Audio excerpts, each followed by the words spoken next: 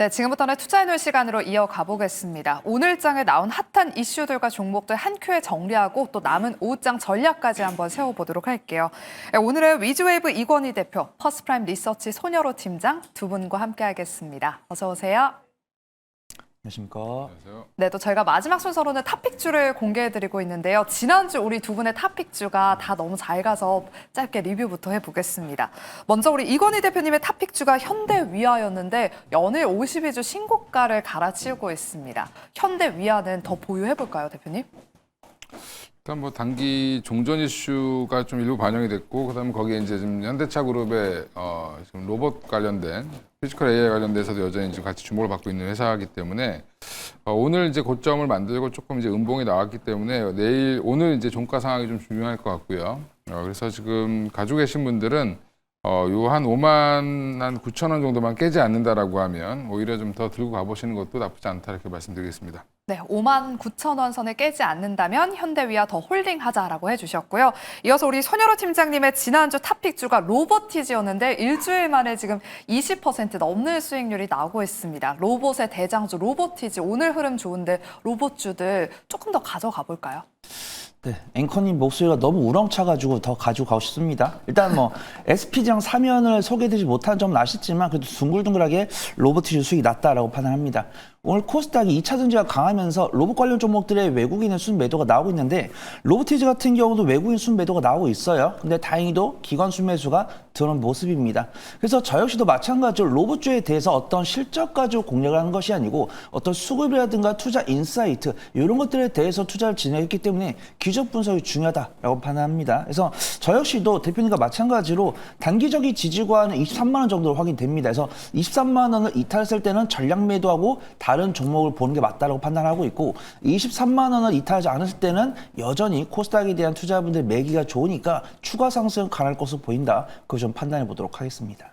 네, 그럼 오늘도 두 분의 탑픽주 한번 기대해 보겠습니다. 그럼 먼저 오늘은 코스닥 지수가 강해서 코스닥 시장 위주로 먼저 이야기 나눠보도록 하겠습니다. 첫 번째로는 제일 강한 시세를 내고 있는 로봇주들 이야기 나눠보도록 할게요. 정부의 코스닥 활성화 정책 발표가 있을 것이라는 소식 속에서 코스닥 시총 상위주들이 돌아가면서 순환매가 펼쳐지고 있는데요. 오늘 로봇이 시장의 선택을 또 한 번 받으면서 대부분의 종목들이 상승하고 있는데 오전에 비해서는 약간의 상승 탄력이 둔화가 됐습니다. 저도 경제방송을 보니까 로봇주에 대해서 지금 시각이 조금 엇갈리고 있는 것 같은데요. 이권희 대표님. 우리 대표님의 생각은 어떠세요? 로봇주들 이번 주 당분간은 좀 상승 랠리 이어갈 것으로 보실까요? 아니면 좀 매물출에 좀 주의를 해야 될까요? 일단 단기적으로는 변동성이 좀 커지는 국면인 것 같아요. 근데 일단 테슬라 뉴스가 또 좋게 나왔고 주말 사이에 옵티머스 뭐 대량 생산 임박했다는 얘기 나오고 있고 마지막 뭐 테스트한다는 얘기가 좀 나왔죠. 거기에 이제 피지컬 AI 관련돼서 국내 이제 대기업들 현대, 삼성, LG가 다 지금 박차를 좀 가하려고 하는 시동을 걸려고 하는 모습을 보이고 있어서 모멘텀은 좋다. 근데 주가는 좀 부담스럽다. 이게 제 결론인데.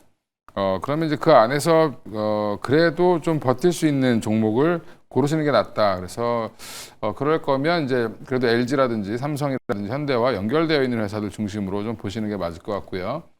지금 액추에이터라든지 뭐 감속기, 모터 뭐 이런 것들 때문에 이제 올라왔던 부품주들이 좀 지나치게 좀 많이 올라왔다고 보고 있고요. 이게 단가가 어떻게 될지 사실은 이제 그 매출의 양이 얼마나 늘어날지 이런 부분들은 좀 아직까지는 좀 불분명하기 때문에 저는 이쪽에서는 조금 더 좀 보수적으로 부품주들은 좀 보수적으로 보고 있고 오히려 차라리 레인보우 로보틱스나 두산 로보틱스, 뭐 로보티즈 그러니까 일부 이제 물론 로보티즈도 액추에이터 중심이긴 하지만 거기는 이제 LG전자와 같이 연동되어 있는 것들이 있기 때문에 이렇게 대기업과 연동되어 있는 회사들 중심으로 지분 있는 회사들 중심으로 대응하시는 게 맞을 것 같다고 말씀드리겠습니다. 네, 로봇주들 대장주 위주로 특히나 대기업의 대기업이 지분을 보유하고 있는 기업들 위주로 보자라고 말씀해 주셨습니다. 네, 그리고 최근에 HL 만도의 주가가 꾸준하게 우상향 랠리를 그리면서 오늘은 10% 넘는 급등세를 보이면서 5만 3천 원대까지 올라왔습니다. 대부분 자동차 부품주로 알고 계실 텐데 최근에 또 이 로봇과 자율주행 모멘텀까지 붙으면서 증권가에서는 긍정적인 리포트를 내놓고 있는데요. 손여로 팀장님.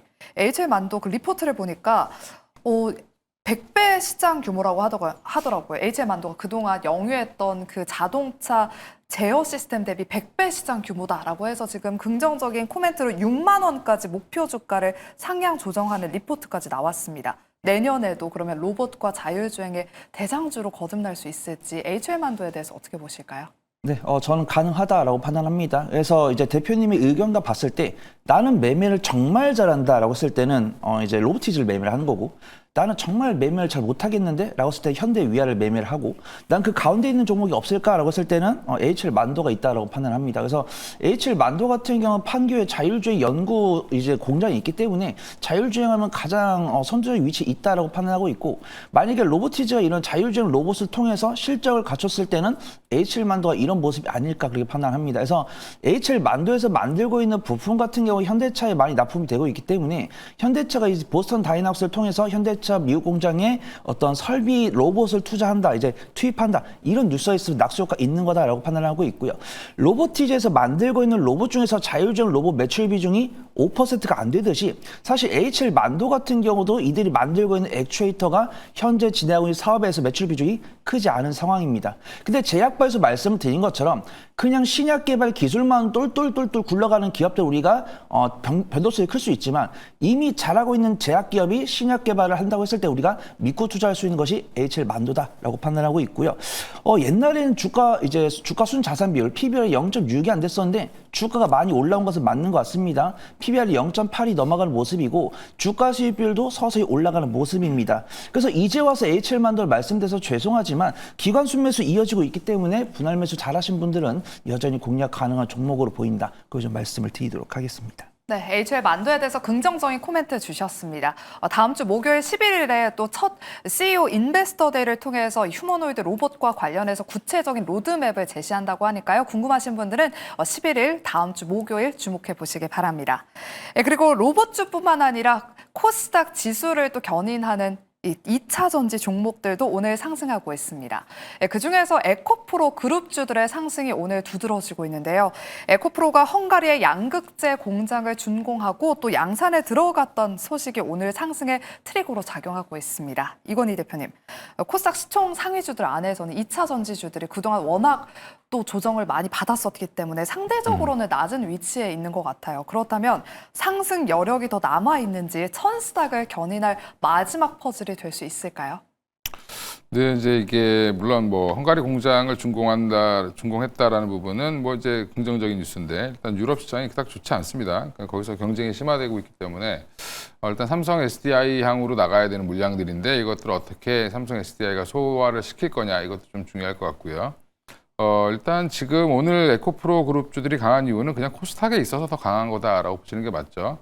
전반적으로 지금 포스코, LNF가 이제 보통 애널리스트의 탑픽인데 LNF가 지금 덜 올라온 거는 코스피에 있기 때문에 그런 거고 오늘 포스코 그룹 중에서도 포스코 엠텍만 강한 이유도 여기 마찬가지로 코스닥에 있기 때문에 그런 거죠. 그래서 이제 분위기는 지금 코스닥에 대한 이제 그 정부의 지원책 이런 것들이 좀 강화될 거다라는 얘기 때문에 지금 기관이든 외국인이든 이제 외국인은 지난주에 금요일 날 좀 많이 샀고 기관들은 오늘까지 이제 사고 있는 상황이다라고 보면 그 안에서 이제 시총 상위 종목들을 중심으로 이제 지금 비중을 좀 늘려가고 있는 중이다라고 생각하시고 대응을 하셔야 될 것 같고요. 오히려 이제 에코프로나 에코프로 BM 좋은 뉴스 나와서 좀 많이 올라왔다라고 하면 오히려 이제 진짜 2차 전지가 좋다라고 하면 또 LNF, 포스코, 퓨처엠 이런 종목들이 또 따라 올라올 테니까 오히려 지금은 덜 올라온 종목을 조금 역으로 공략하시는 게 더 좋을 수도 있지 않을까 생각하고 있습니다. 네, 이렇게 2차 전지주에 대한 전략까지 세워봤습니다. 다음은 오늘 워낙 뭐 로봇이나 2차 전지 쪽이 강해서 상대적으로 반도체가 잠잠한데 일부 반도체 종목도 오늘 강한 빨간불 켜고 있어서 또 이야기 나눠보겠습니다. 일단 반도체 탑2 이야기부터 한번 해보도록 할게요. 삼성전자가 올해 브로드컴을 통해서 구글향 HBM 물량의 60% 이상을 공급한 것으로 알려졌습니다. 내년에도 구글향 물량이 더 늘어날 것으로 점쳐지면서 SK하이닉스와의 HBM 격차가 다소 줄어들 것으로 보이는데요. 손유로 팀장님, SK하이닉스도 내년부터 이제 엔비디아의 HBM4를 공급할 것으로 알려졌잖아요. 내년 흐름은 좀 어떻게 전망하고 계실까요?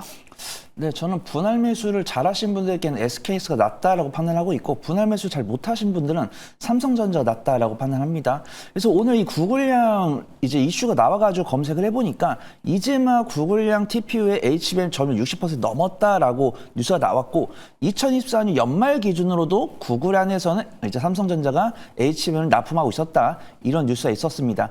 근데 실적 퍼포먼스는 SKS가 낫다라고 판단합니다. 왜냐하면 삼성전자가 지금 구글에 납품하고 있는 HM3보다 SK스가 엔비디아에 납품하고 있는 HM4가 단가에다가 이익률, 마진까지 높기 때문에 실적 퍼포먼스 나올 거다라고 판단해요.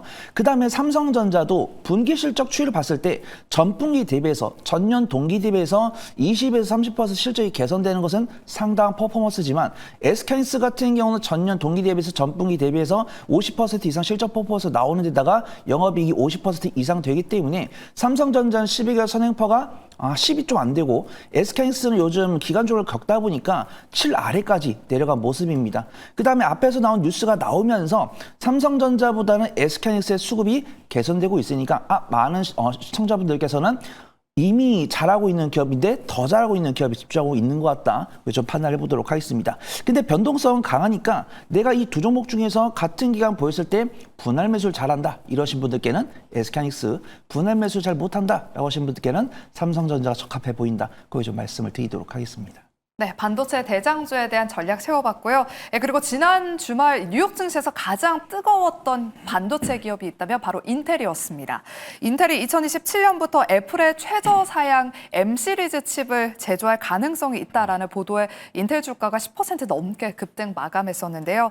이 소식에 오늘 인텔과 애플과의 그 연결고리가 있는 소부장주들이 또 강한 시세를 내고 있습니다. 이건희 대표님, 관련주들 보니까 이오테크닉스, 인텍플러스 같은 그런 종목들이 있던데 이 소식이 국내 반도체 업황에 긍정적인 영향을 줄 수 있을지 이 인텔 소식 좀 분석해 주세요. 인텔은 이제 한다는 얘기고 우리나라 이제 애플의 이미지 센서를 이제 우리 센서 관련된 반도체를 삼성에서 만들고 M 시리즈 칩을 이제 애플이 인텔이 만든다라고 하는 건데 인텔이 이제 파운드리를 다시 복귀했다라는 정도로 파악하시면 좋을 것 같고요. 여전히 이제 인텔 밀어주기는 계속 지속되고 있는 상황이고 그 배경에는 물론 이제 인텔을 정부에서 밀어주는 것도 있지만 사실은 이제 TSMC의 과부하도 있죠. 그래서 애플의 물량을 지금 대부분 생산해주고 있는 인텔 TSMC 자체가 좀 과부하가 걸려 있는 상황이다 보니까 이런 부분들을 좀 해소하기 위한 그리고 또 가격을 좀 낮추기 위한 하나의 방법이지 않을까 생각하는데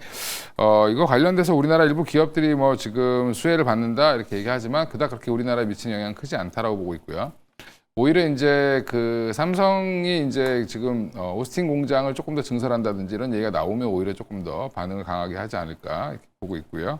그 외에도 이제 지금 미국의 이제 삼성 공장을 어떻게 조금 더 이제 증설할 것이냐 이런 것들이 좀 나온다라고 하면 오히려 그쪽에 드라이버가 더 걸릴 텐데 생각보다 오늘은 이제 그거보다는 이제 인텔과 애플과의 관계 거기에 또 하나가 이제 지금 중국이 이제 블랭크 마스크 관련돼서 일본에서 중국에 수출하지 않겠다라는 제재 이런 것들 때문에 SNS 같은 이제 우리나라 기업들이 일부 좀 혜택을 보는 그런 형태가 좀 나오고 있는 것 같습니다. 그래서 여전히 이제 그거보다 소부장 전체 단이 올라오려면 메모리 단의 증설이 어느 정도 이제 가시화가 돼야 되는데 아직은 그런 것들이 가시화되기는 좀 어려운 시기인 것 같고 연말이나 연초 정도에 돼서 아마 나오지 않을까. 그러면 그때 한번 소부장들이 전반적으로 좀 반등이 나올 걸로 예상을 하고 있습니다. 네, 가시화되는 뉴스가 나왔을 때 그때 좀 본격적으로 소부장주들이 움직일 것 같다라고 말씀해 주셨습니다.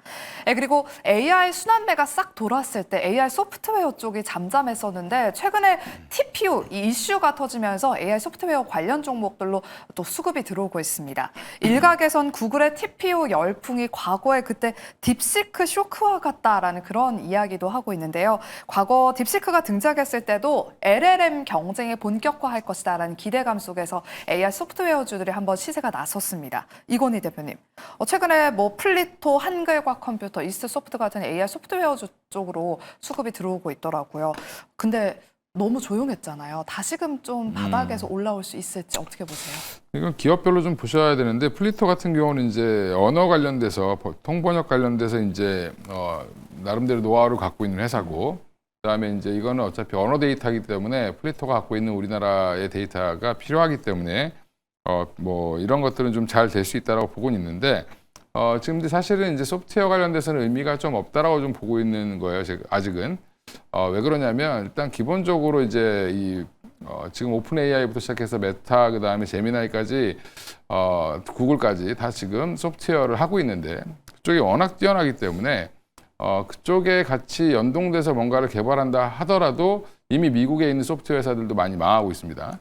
결국에 이제 원래 모기업들이 원래 프로그램 갖고 있는 회사들이 너무 잘하는 상황에서 그걸 응용하는 프로그램 만들어봐야 의미가 없다라고 보시면 되고요.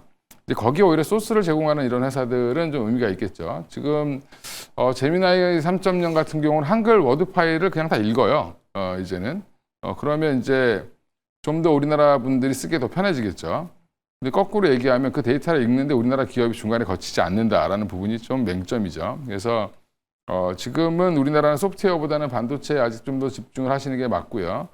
나머지 이제 그 중소 이제 AI 소프트웨어 기업들은 저는 아직까지는 투자 타이밍은 아니다라고 보고 있습니다. 뭐 그리고 오히려 지금은 네이버나 카카오가 커야 되는 상황인데 그쪽이 조금 아직은 좀 더 가능성이 더 있다. 그 중에서 네이버가 좀 더 가능성이 있다라고 보고 있고요. 나머지 회사들은 좀 상황을 좀 지켜봐야 되지 않나 이렇게 생각하고 있습니다. 네, AI 소프트웨어주에 대해서는 다소 보수적인 코멘트를 주셨습니다. 네, 다음은 제약바이오 섹터 한번 진단해 보겠습니다. 코스닥 지수가 오늘 강하게 오르면서 시총 상위주들, 제약바이오주들도 전반적으로 상승하고 있는데요. 지금 제약바이오 섹터에는 여러 가지 호재성 모멘텀이 있습니다. 뭐 금리 인하, 여기에다가 JP모건 헬스케어라는 또 컨퍼런스라는 일정 모멘텀까지 마지막으로는 정부의 코스닥 활성화 정책 여러 가지 모멘텀이 더해지면서 제약바이오 종목들 연일 상승 랠리를 보이고 있는데요. 손으로 팀장님. 외국인 투자자들이 제약바이오주를 11월에 적극적으로 담았잖아요. 그럼 이번 연말에 그리고 또 내년까지 우리가 주목해 볼 수 있을 만한 좀 끌고 가볼 수 있을 만한 그런 모멘텀이 있다면 어떤 게 있을지 그리고 종목도 좀 가려주실까요? 네, 우선 내년에는 중장기적 학회 12가지 정도가 있다라고 판단하고 있고 우리가 가장 먼저 생각하고 있는 건 JP모건 헬스케어 컨퍼런스죠. 1월 12일부터 1월 15일까지 미국 샌프란시스코에서 이제 열리는데 거기서 ADC 기업들이 대거 참여할 것으로 판단됩니다. 그다음에 제약바이오로 했을 때는 정통적으로 연말과 연초에 글로벌 빅파마들과의 기술 계약이 있기 때문에 그에 대한 관심 있는 것으로 판단됩니다. 근데 질문지에서 나온 것처럼 옥석을 구분하는 게 중요해 보입니다. 오늘 ADC 관련 종목들이 강세를 보이고 있고 비만 당뇨 치료제 관련 종목들이 조금 차익이 나오고 있고 코스닥 같은 경우도 오늘에 한해서는 외국인의 순매도가 조금 많이 나오는 것 같습니다. 근데 앞에서 지연 아나운서께서 이야기를 해주신 것처럼 11월 달에 제약바이오에 대해서 외국인의 순매수가 너무 많이 들어왔기 때문에 그중 일부는 줄일 수 있다라고 판단하고 있고요. 근데 ADC는 강한데 비만 당뇨 치료제는 좀 약하기 때문에 펩트론이 들고 온 뉴스가 조금 투심의 약화를 보인 것 같습니다. 근데 ADC도 가만 보면 조금 옥석이 구분되는 것 같습니다. 우리가 이미 알고 있는 뭐 ABL 바이오라든가 뭐 리가켄 바이오라든가 한올 바이오바마처럼 글로벌 빅파마와의 공급 계약 이슈가 있었던 종목들은 강세를 보이지만 그 아랫단에 있는 종목들은 약세를 보이는 모습입니다. 그래서 저는 지금 이 상황이면 비만 당뇨 치료제 같은 경우는 눌림목 만드는 걸 기다려보고 ADC를 접근을 해보겠다고 했을 때는 이미 잘하고 있는 종목들 뭐 리가켄 바이오나 뭐 ABL 바이오, 한올 바이오바마 이런 종목들 그다음에 단기적인 변동성을 선호하지 않는데요라고 했을 때는 글로벌 CDMO 기업에다가 원재료를 납품하고 있는 뭐 ST팜이라든가 바이넥스 이런 종목들이 괜찮아 보인다. 그거 좀 정리를 해보도록 하겠습니다. 네, 방금 우리 손혜로 팀장님이 비만 당뇨 치료제 쪽은 눌림목을 좀 기다리자라고 말씀해 주셨는데 오늘 또 펩트론이 또 조정을 받고 있어서 그럼 이게 기회인 건지 한번 여쭤보도록 할게요. 일라이릴리와 체결할 것으로 알려진 이 플랫폼 기술 평가가 지연됐다라는 그런 소식이 들려오면서 오늘 6% 넘게 밀리고 있습니다. 이건희 대표님, 다른 바이오 종목들이 빅파마의 지금 성과들을 발표하고 있는데 펩트론은 지금 생각보다 늦어지고 있어서 회피성 매도 물량이 나오고 있는 것 같습니다. 많은 분들이 지금 제약바이오는 워낙 하이 리스크, 하이 리턴이어서 우려가 되실 것 같은데 오늘이 그런 펩트론 같은 이런 비만 치료제는 기회일까요? 우려가 되시는 분들은 펩트론을 아예 안 보시는 게 맞죠. 예. 그러니까 이거 뭐 걱정하면서 살 필요는 없는 거고, 걱정이 안 되는 기업을 찾는 게 맞는 거고, 기술 평가 계약 연장이 이제 단기 악재로 이제 판단이 된 것 같아요. 지난주 금요일 날 상승하다가 도로 빠졌는데 상승했던 이유를 보면 SK팜테코가 지금 릴리의 그 비만 치료제 원료를 담당하게 됐다라고 하면서 올랐는데 그 원료를 받아서 그럼 누가 생산을 할 거냐, 중간에 이제 그 플랫폼을 제공할 거냐라고 보면 그 옆에 바로 펩트론 공장이 있어요. 그 이제 그것 때문에 이제 펩트론이 이제 되는구나 이제 했는데 갑자기 이제 연장한다 그러니까. 근데 연장이 아니라 지금 이제 물질에 대한 거는 이제 끝났고 그 안에 인비보 관련돼서 이제 실제로 이제 물체에 대한 실험 이런 것들을 조금 더 해보겠다라고 하는 건데 이게 검증 과정인 건지 아니면은 뭐 한번 거쳐야 되는 과정인 건지 모르겠지만 당장에 뭐가 나오지 않는다라고 지금 펩트론 회사 측에서 얘기를 해준 거죠. 그 얘기는 조금 시간이 이연됐다라고 생각하시면 될 것 같고요. 시장에서 나오는 본계약이 언제 나올지는 사실은 아무도 모릅니다. 모르기 때문에 당분간은 펩트론 아마 30만 원 뭐 넘어가면 좀 빠지고 뭐 31, 2만 원 되면 빠지고 또 30만 원 밑으로 빠지면 올라오는 기대와 걱정이 반반인 기업이 되겠죠. 그러면 이럴 때는 오히려 펩트론 말고 다른 종목을 이제 가시는 게 조금 더 마음이 더 편하지 않을까. 약간 도박성이 있으신 분들은 아니면 믿는 분들은 여기 이제 쌀 때 사시면 되고 이게 만약에 안 된다고 생각하실 분들은 아예 접근을 안 하겠죠. 그러니까 이게 어느 정도 가능성이 있냐라는 부분들은 저도 알 수 없고 아무도 알 수 없습니다. 그러니까 이거는 나와봐야 아는 거기 때문에 지금은 이제 이 공방이 가장 좀 치열할 수밖에 없는 자리인데 오늘의 주가 반응을 보면 이 정도면 반반이죠. 그러니까 잘 모르는 겁니다, 지금. 가능성이 높다고 생각하시는 분들도 많고 조금 불안하다고 생각하시는 분들은 파시는 그런 형태가 좀 나오는 게 아닌가 생각하고 있습니다. 네, 그럼 마지막으로 짧게 국내 증시가 흔들릴 때도 단단했던 변압기가 또 조정을 받고 있어서 여쭤보겠습니다. 손유로 팀장님, 대부분의 종목들이 지금 한 20% 넘게 그 고점 대비했을 때 조정을 받고 있는데 어떻게 해야 될까요? 지금 기관이 수급이 조금 들어오는 것 같긴 한데 효성중공업의 주가가 250만 원까지 갔다가 지금 180만 원까지 내려왔어요. 거기가 질문 끝인가요? 네. 일단은 보유하신 분들께서는 조금 더 보여도 될 것 같다라고 판단합니다. 근데 내가 만약에 전력 설비에 대한 투자 비중이 15% 넘어가면은 조금 해지를 해야 된다라고 판단하고 있고요. 저 같은 경우는 항상 포트폴리오 현금을 비상으로 대비를 하고 있기 때문에 전력 설비 이런 섹터들은 지금 이런 단기적 하락이 추가가 나왔을 때 오히려 저는 추가 매수의 기회를 삼습니다. 근데 지금 보유를 하고 계신 분들 중에서 이미 난 현금이 없다고 했을 때 너무 염려하실 필요는 없다라고 판단해요. 전력 설비 같은 경우는 악재는 없고 수주 같은 경우도 조선과 달리 끊어지지 않았는데 조선과 방산이 밀리다 보니까 전력 설비도 같이 밀리는 모습입니다. 근데 효성중공업이나 HD현대 일렉트릭 이런 종목들은 보유 잔고가 많기 때문에 올라올 수 있다고 판단합니다. 물론 오늘 같은 경우는 외국인과 기관의 순매도가 나오고 있고 음봉이 나오고 있는데 21선 이탈하는 거는 쉽게 볼 수 있어요. 근데 61선 이탈하는 종목은 아직 없는 것으로 판단됩니다. 61선 이탈 이후에 회복 여부에 따라서 전력 설비에 대한 투자 전략 바꿀 수 있다. 그거 좀 말씀을 드리도록 하겠습니다. 네, 그럼 이제 마지막 순서로 두 분의 탑픽주를 한번 공개해 보겠습니다. 먼저 우리 이건희 대표님의 오늘 탑픽주는요?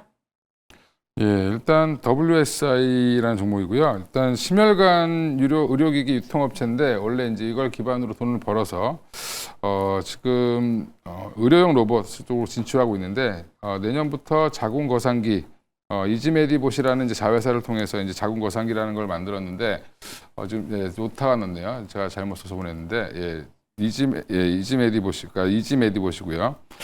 그래서 이제 이쪽이 유럽의 19개국으로부터 이제 허가를 받아서 국내뿐만 아니라 이제 유럽에서도 판매가 가능하다라는 부분이 가장 중요할 것 같고 산부인과용 복강경 수술 로봇도 연내 허가가 기대되니까 일단 이런 부분들도 참고해 보시면 좋을 것 같습니다. 그래서 의료용 로봇 관련된 종목 중에 아마 시총이 좀 제일 작은 종목이에요. 그래서 저는 업사이드 폭이 더 클 수 있다. 여전히 흑자가 잘 나고 있는 기업이고 추가적인 밸류가 붙는다라고 하면 한 3,000원, 3,300원까지는 충분히 상승하지 않을까 생각하고 있습니다. 네, 이어서 손유로 팀장님의 오늘 탑픽주는 AI 소프트웨어네요. 네, 한글과 컴퓨터 보려고 하고 있습니다. 2주 전에 AI 소프트 봤는데 그에 따른 구체적 뉴스가 나올 것 같습니다. TPU를 개발하고 제미나이 3.0이 좋은 호평 얻고 글로벌 기업들이 AI 소프트에 투자한다는 뉴스가 나왔을 때 그 약속을 얻을 수 있다라고 판단하고 있고요. LG와 협업을 하면서 흑자 기업인 한글과 컴퓨터가 안전한 수익을 낼 수 있다 판단돼서 오늘의 공략주로 소개해드리도록 하겠습니다. 네, 한글과 컴퓨터까지 이야기 나눠봤습니다. 저희가 준비한 순서 여기까지입니다. 끝까지 함께해 주신 여러분 고맙습니다.